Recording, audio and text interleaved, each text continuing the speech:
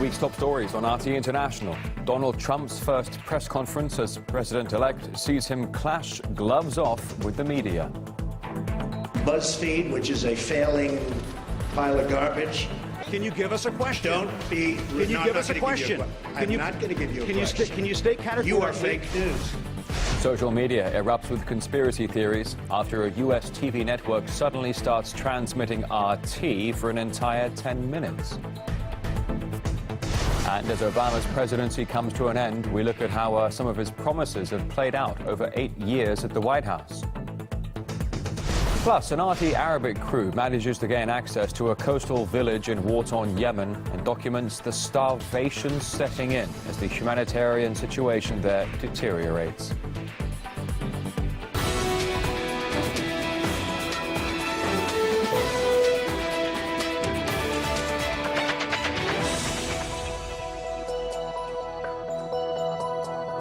Sunday programming here on RT International, which means you're just in time for the weekly, the top stories of the day and of the week. Donald Trump's first news conference as U.S. president-elect given in New York on Wednesday saw him clash with the media as Trump let certain outlets know exactly what he thought of them.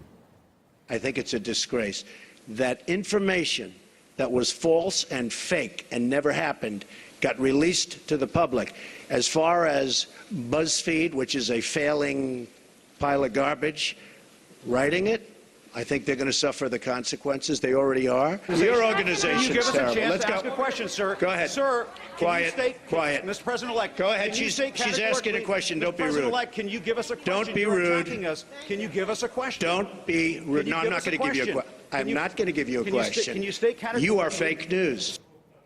Trump's accusation that CNN peddles fake news came after it published an article about Russia supposedly having compromising information on the president-elect. Similar claims and a dossier of memos have also been released by the BuzzFeed website. The memos contain allegations of contact between Trump aides and Russian operatives, as well as that of lewd sexual acts documented by Russian intelligence. And while both news outlets admit that the story relies on unverified sources, they chose to release the information regardless. The fact that BuzzFeed and CNN made the decision to run with this unsubstantiated claim is a sad and pathetic attempt to get clicks. For all the talk lately about fake news, this political witch hunt by some in the media is based on some of the most flimsy reporting, and it's frankly shameful and disgraceful. This is just one screenshot from just one news organization. 3 words here: considered, unsubstantiated, may have. Here's how Merriam-Webster Dictionary sees those. Considered, matured by extended deliberative thought. Unsubstantiated, lacking substance, firmness, or strength. May, used to indicate possibility and probability. If none of those indicate even the slightest proximity to a fact, why would any self-respecting outlet publish it? The bizarre reality is that some of the journalists working for those organizations are hurting, like New York Times political correspondent Jeremy Peters, who tweeted for a news org to say effectively, "We don't know if this is true, but we are going to publish it anyway," is a truly extraordinary thing.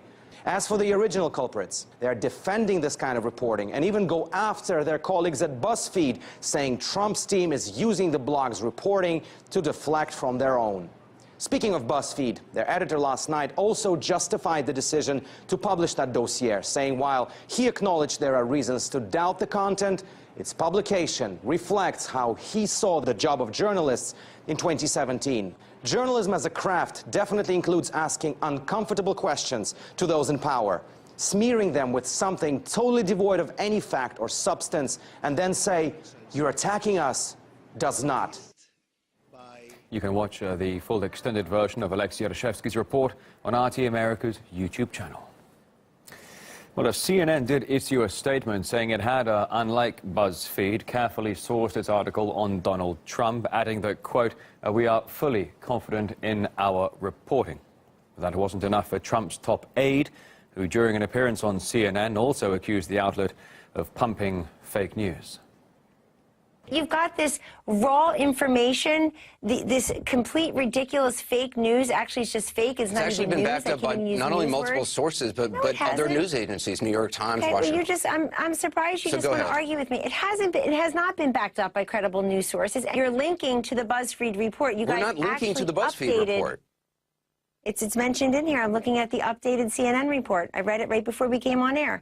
And absolutely, you know, people are going to. Why did you run a story? Why run a story based on anonymous sourcing that now has been rebutted about a 2-page appendix? Embarrassing that. Still, everyone's jumping onto the fake news bandwagon. NGOs, too. They're coming out with things like their own lists of questions that must be asked in order to tell whether news is real or not. And earlier today, one of our bright producers decided to take the U.S. intelligence report itself through the fake news test. This is going to be good. Question number 1. Are you intensely hoping that the information turns out to be true? False? Well, given that the report was funded entirely by Trump's political opponents, they were probably hoping it was true. Question number 2. Does the headline use excessive punctuation or all capital letters for emphasis? Check on that one. All capital letters and bolded for good measure. Question number 3, does it make a claim about containing a secret or telling you something that the media doesn't want you to know? Check. It's plastered with confidential stamps. It's apparently leaked, highly sensitive, no end to CNN talking about their secret agent sources. Question number 4, is this information designed for easy sharing, like a meme? Well, it's so sensational, it's literally sickening. Trump, call girls, graphic descriptions of depraved sexual acts, the Kremlin, and secret agents with hidden cameras. Yeah, it's intended to make a splash all right, and do the rounds. Anyway, enough. It failed on even more points. Isn't it ironic that the very report itself has failed a fake news test? So, really, we've reached a new level here. We now have fake news about fake news. Boy, is this escalating? So CNN cited multiple anonymous U.S. officials with, quote, direct knowledge of an intelligence briefing that Trump recently received. However, senior officials who actually gave their names quickly distanced themselves from the report in question.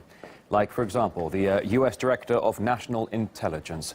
That he said that the document published by BuzzFeed was not a U.S. intelligence community product, and that they've made no judgment on the reliability of the information.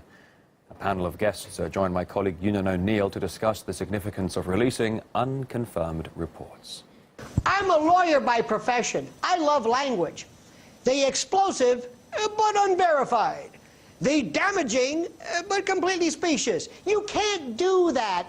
You can't get away from defaming someone, slandering, libeling, by throwing in the parenthetical, but unproven. CNN released a statement saying that their report varied significantly from BuzzFeed's article.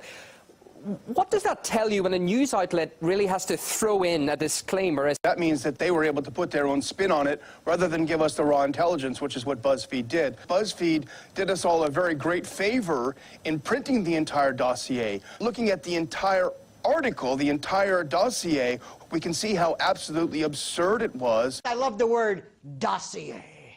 It's a dossier. It sounds so James Bond-esque. All kinds of media allegations came out, many of which proved out to be totally true, that were really damaging to Donald Trump, and he still won the election. You've got America's next president calling one of the most respected news channels in the country fake news. How did it get to this stage?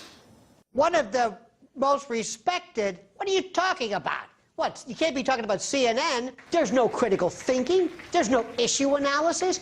And this event they called today, this press conference, was a professional wrestling match. It was a rodeo.